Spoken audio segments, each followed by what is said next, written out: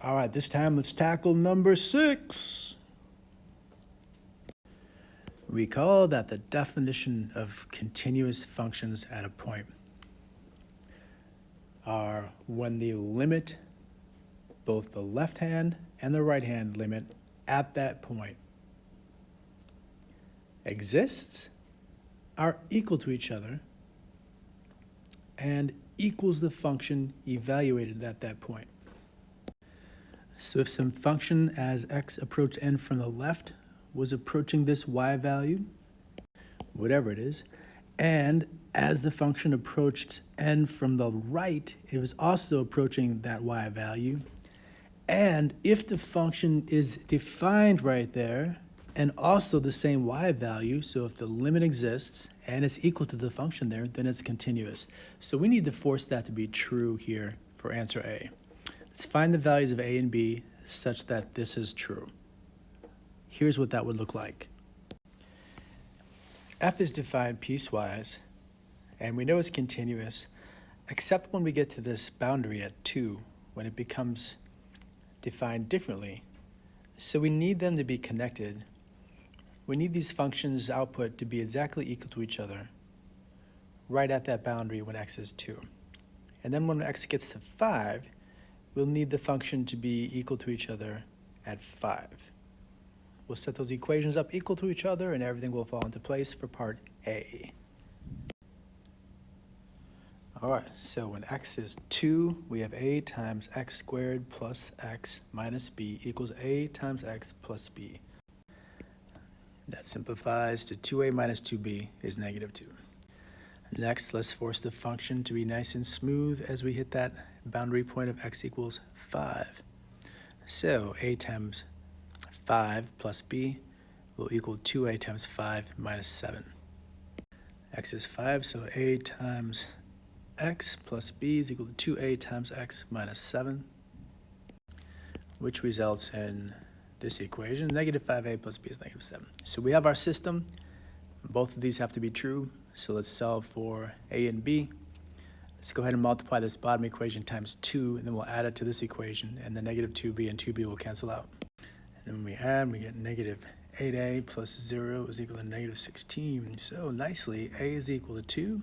And substituting back in to any of these, we find that b, when a is 2, this is negative 10, add 10 to both sides, b is equal to 3.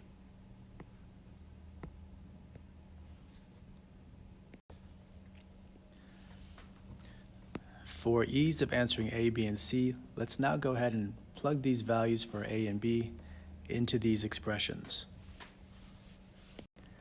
All right, so F is defined piecewise on these restricted domains as these values, and it'll definitely be continuous. We've forced that.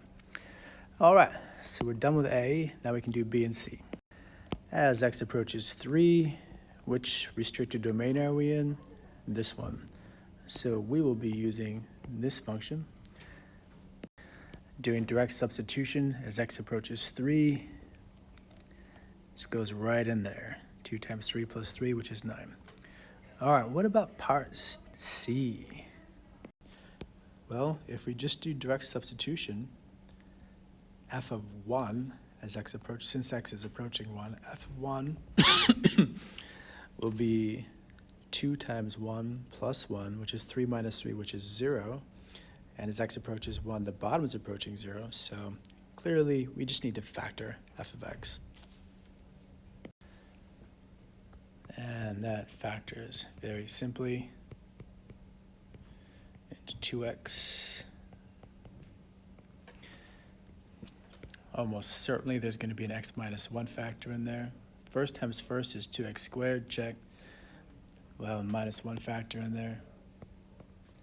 And last times last, this last times last has to be negative 3 last.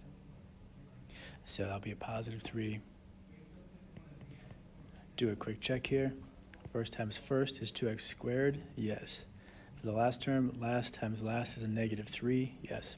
For the middle term, we'll try the middle part of FOIL, the product of outers combined with the product of inners. So negative 2x and positive 3x is 1x, check.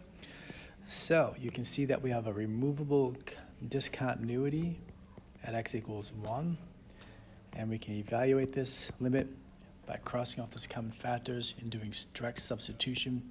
2 times the x value of 1 plus 3 is 5.